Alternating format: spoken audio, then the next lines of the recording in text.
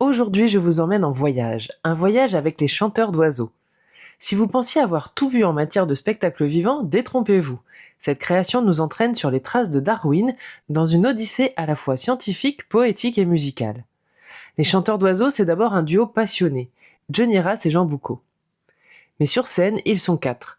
Ils sont accompagnés par Lydia Bigiac au piano et par Pierre Hamon qui joue lui avec une flûte en os de vautour, une mâchoire d'âne, un lithophone, une conque ou encore des flûtes en bambou.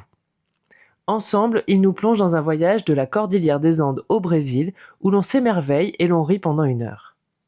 Pourquoi un tel succès ? Parce que les chants des oiseaux présentés dans le spectacle ne sont pas des bandes-sons, mais bien sortis de la bouche de ce duo incroyable.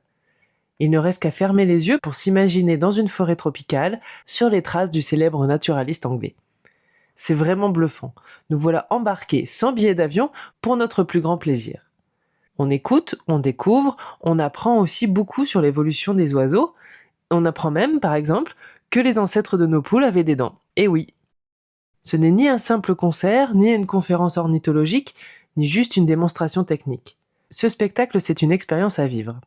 On rit beaucoup, car les deux compères ont leur manière bien à eux de faire vivre ces oiseaux avec tout leur corps. Mais dès les premières secondes, ce spectacle a cette capacité de nous faire quitter Avignon. On entre dans la salle noire, on s'assoit, et soudain, on prend le bateau avec eux. On navigue, le temps n'a plus de valeur, les minutes s'envolent. En sortant de la représentation, je me suis dit, c'est dommage.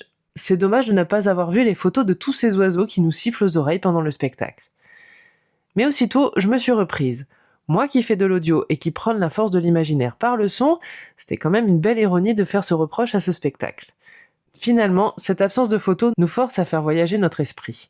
Et c'est peut-être mieux ainsi. Ce fut mon tout dernier voyage du Festival Off d'Avignon en 2026. Et quel voyage! Moi qui adore naturellement observer les oiseaux dans mon jardin, j'en ai découvert de nouveaux, je les ai écoutés avec une attention toute neuve, et ce fut un vrai bonheur. Alors, si les chanteurs d'oiseaux viennent se poser près de chez vous, n'hésitez pas. Vous ne serez pas déçus.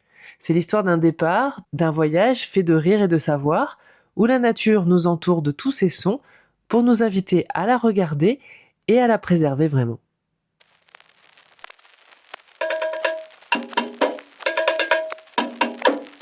Esperluette.